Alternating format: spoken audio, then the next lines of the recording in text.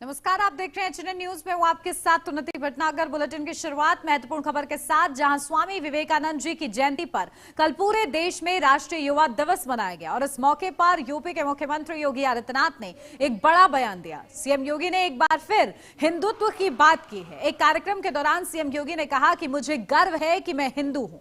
CM ने कहा, भारत ने हमेशा पीड़ितों को शरण दी है और हमने किसी को गुलाम नहीं बनाया, जबकि हमारे पास बल, बुद्धि और वैभव था, लेकिन हमने कभी जबरन अपनी बात नहीं थोपी। सीएम योगी का संदेश साफ है, हिंदुत्व, राष्ट्र और संस्कृति। ये बयान अब सियासत के केंद्र में है।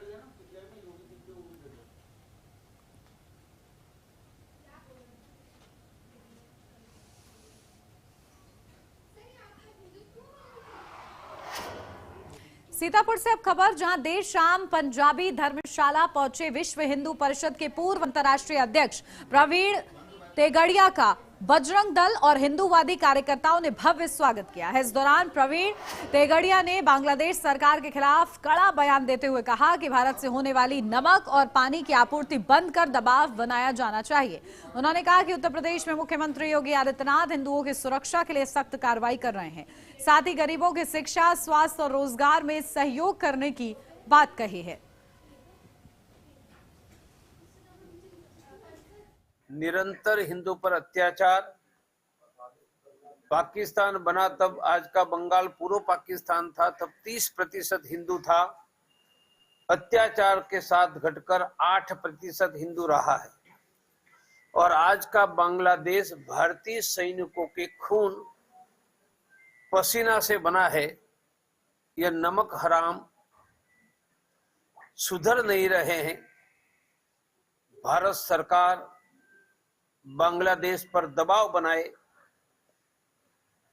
बांग्लादेश का नमक भारत से जाता है, सॉल्ट, काफी मात्रा में चावल जाता है और गंगा ब्रह्मपुत्र का पानी भारत में जाता है। तीनों बंद कर देंगे तो घुटनों पर आ जाए। भारत सरकार को बांग्लादेश के हिंदुओं के लिए दबाव बनाना चाहिए। हमने देश में हजारों स्थान पर धरने प्रदर्शन किए हैं, आज भी चालू है।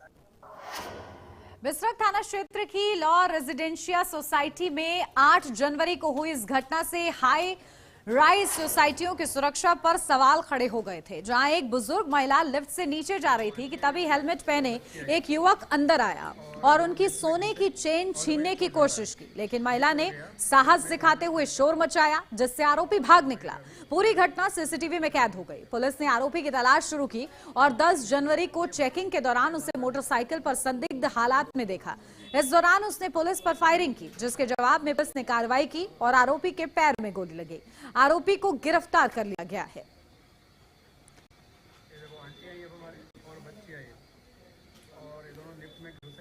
और चलिए इसी पर अपडेट लेते हैं। हमारे संवाददाता अभिषेक भाटी हमारे साथ जुड़ गए हैं। अभिषेक, देखिए, सोचने का विषय ये है कि इस तरीके से जो सोसाइटीज हैं वहां पर सुरक्षा का ये आलम है। इस सोसाइटी के अंदर चेन स्नेचर्स मौजूद हैं और महिला की चेन खींच लेते हैं। क्या इस पर कार्रवाई?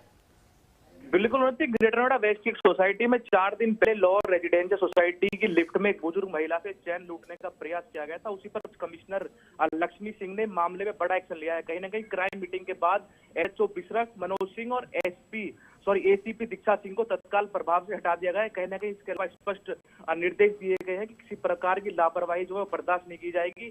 दरअसल घटना लॉ रेजिडेंशियल सोसाइटी के B1 टावर के उस टाइम एक बुजुर्ग महिला जो है भारती जानी अपने बच्चा लिफ्ट में प्रवेश कर रही थी, तभी हेलमेट पहन के एक व्यक्ति उनके पीछे लिफ्ट में घुस गया और महिला की चैन छीनने का प्रयास किया। महिला ने चिल्लाकर बदमाश को धक्का दे दिया और कहीं ना कहीं मौके से जो बदमाश था वो फरार हो गया।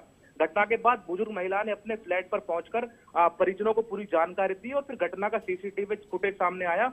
उसके बाद जो सीसीटीवी फुटेज है वो लगातार सोशल मीडिया पर वायरल होने लगा।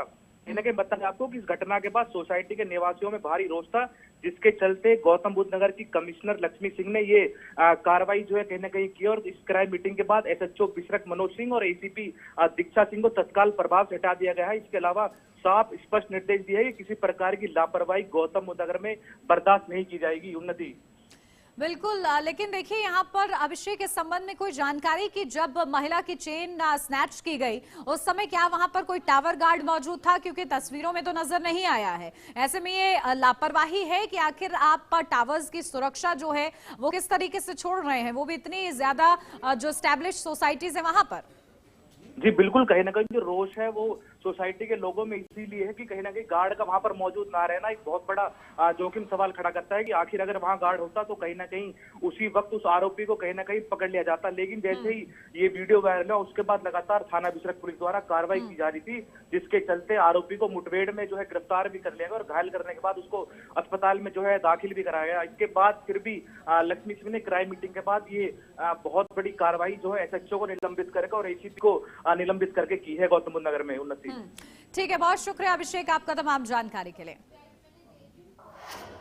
और अब खबर संभल से है, जहां दुकानदार और ग्राहक के बीच हुआ विवाद हिंसक झड़प में बदल गया। दोनों पक्षों के बीच डंडों और बेल्ट से जमकर मारपीट हुई, जिसमें 4 लोग घायल बताए जा रहे हैं। मारपीट का वीडियो सोशल मीडिया पर तेजी से वायरल हो रहा है, जिससे इलाके में तनाव का माहौल बन गया है।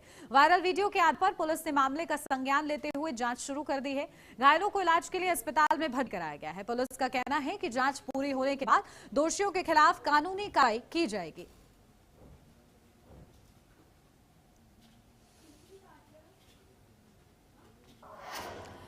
रामपुर के केमरी थाने से जुड़ा एक वीडियो सोशल मीडिया पर तेजी से वायरल होने के बाद हड़कंप मच गया है। वीडियो में विश्व हिंदू परिषद का कार्यकर्ता सूरज पटेल पुलिसकर्मियों से अभद्रता करते हुए थाने को आग लगाने की धमकी देता आ रहा है। वीडियो सामने आने और दबाव बढ़ने पर आरोपी ने सोशल मीडिया पर माफी मांगी, लेकिन पुलिस ने आरोपी के खिलाफ मुकदमा दर्ज कर दिया है।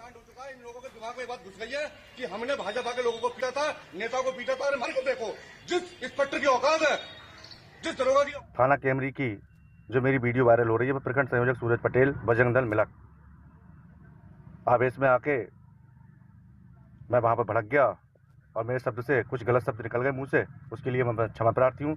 मेरी कोई ऐसी मंशा नहीं थी वहां पर, लेकिन मैं अपने आप को रोक नहीं पाया। उसके लिए मैं बारंबार थाना कैमरी में एक थाना परिसर के अंदर एक युवक द्वारा अभद्र भाषा का प्रयोग करने का मामला प्रकाश में आया था, जिसमें इस युवक ने बाद में माफी भी मांग ली थी, परंतु उस युवक के खिलाफ अभियोग पंजीकृत करा दिया गया है और उसकी विवेचना प्रचलित है। तो देखिए, रामपुर के केमरी थाने में विहिप कार्यकर्ताओं का हंगामा, जहां थाने को आग लगाने की धमकी दी गई है। पुलिस ने बदसलूकी को लेकर देखिए वायरल वीडियो है जो सामने आया है, तो पुलिस ने आरोपी के खिलाफ मुकदमा दर्ज किया है।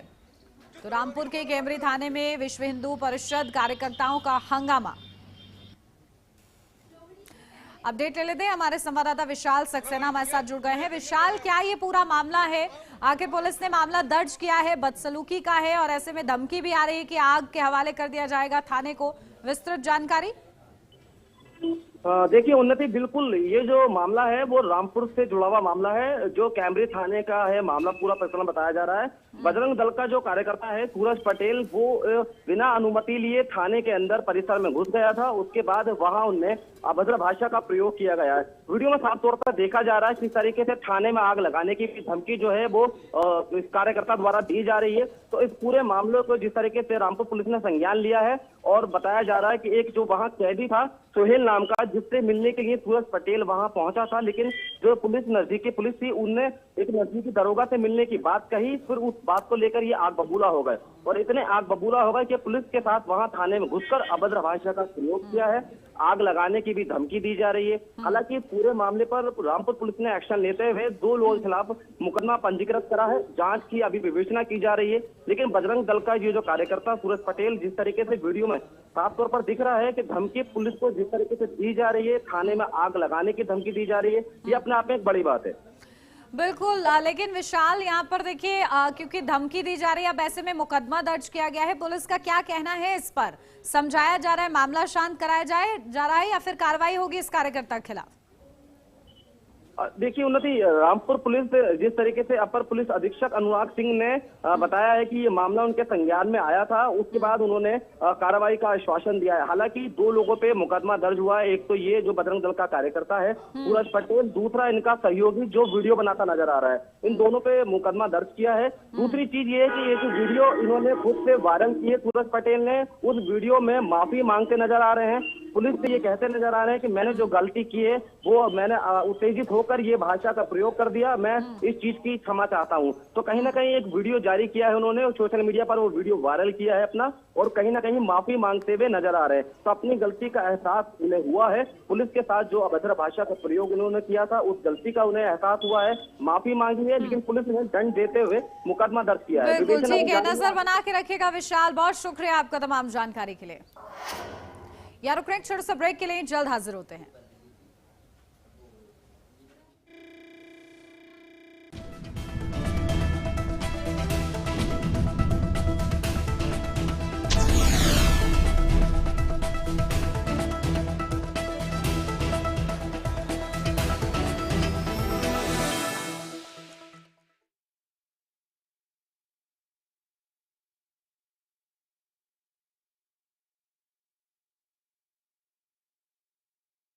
पेट के रोग भी हमसे यानी राहु और केतु से कम नहीं होते। आ जाएं तो जाने का नाम ही नहीं लेते। इसीलिए 16 खास आयुर्वेदिक जड़ी बूटियों से बना पेट सफा अपनाइए, जो कब्ज, गैस और एसिडिटी जैसे रोगों से छुटकारा दिलाए। पेट सफा, हर रोग दफा। 16 जनवरी से देखिए हमारी फिल्म राहु केतु आपके नजदीकी सिनेमाघरों में। क्या आप दुबले पतले कमजोर हैं, आपकी सेहत नहीं बनती, भूख कम लगती है, वजन नहीं बढ़ता? दरअसल मेन बात खाना पीना खाना नहीं है, मेन बात है खाया पिया लगना। और अगर खाया पिया लगेगा ही नहीं तो आपकी सेहत बनेगी कैसे?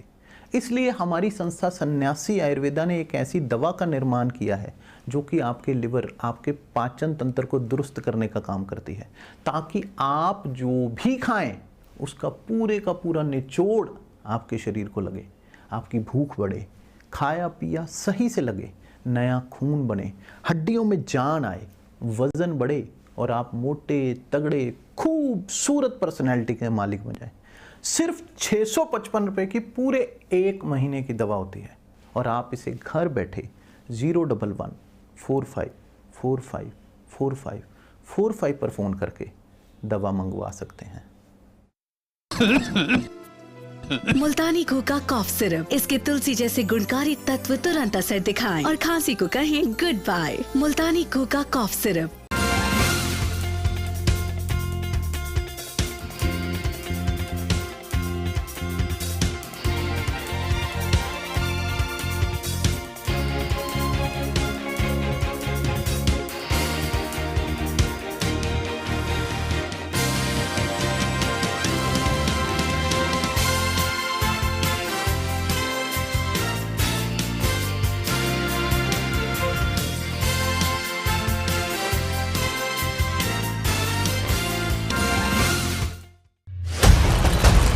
जब सत्ता सवालों से कतराए,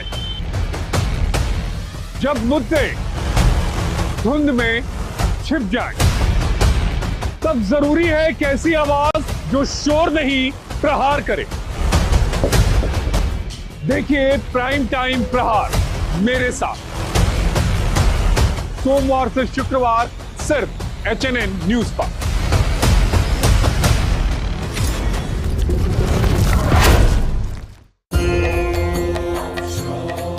हर ओर हरि के एक साथ दर्शन, जहां होती है शिव और विष्णु की पूजा,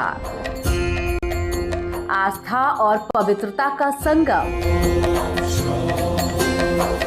जानिए हरिहर नाथ मंदिर की ऐतिहासिक कहानी, शनिवार और रविवार सिर्फ HNN न्यूज पर। देश का दिल, राजनीति का केंद्र और खबरों का सबसे बड़ा मैदान, कानून व्यवस्था हो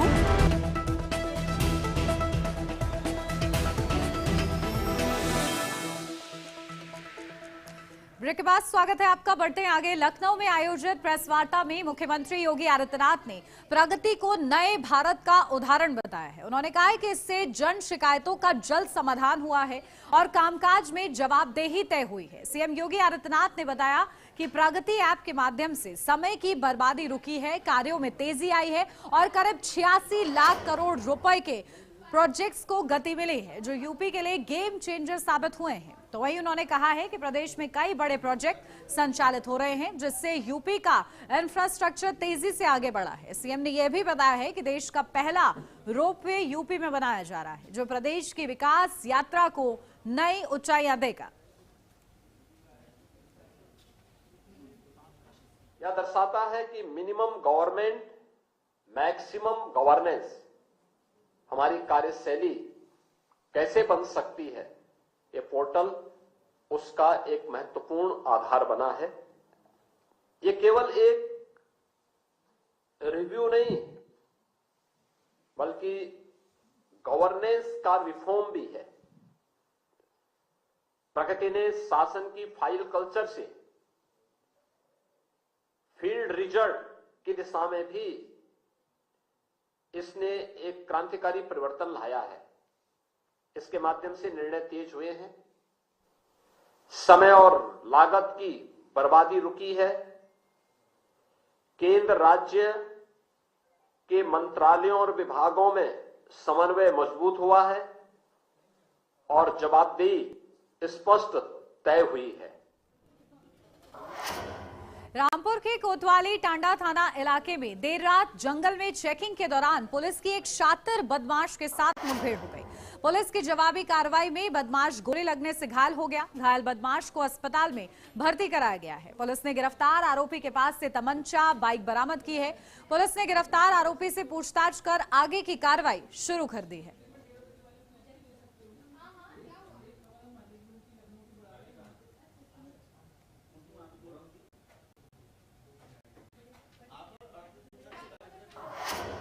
बदायूं के उर्जानी कोतवाली इलाके में मेंथा फैक्ट्री में दम घुटने से 3 सिक्योरिटी गार्ड की मौत हो गई है। बताया जा रहा है कि तीनों गार्ड ठंड से बचने के लिए कमरे में अंगीठी जलाकर सो रहे थे और इसी दौरान दम घुटने से हादसा हो गया। आपको बता दें कि कुछ महीने पहले इसी फैक्ट्री में भीषण आग लगने की घटना हुई थी, जिसके बाद परिसर को सील कर दिया गया है। हादसे से नाराज ग्रामीणों ने हाईवे पर विरोध प्रदर्शन किया। सूचना मिलने पर पहुंची पुलिस ने शवों को पोस्टमार्टम के लिए भेज दिया है।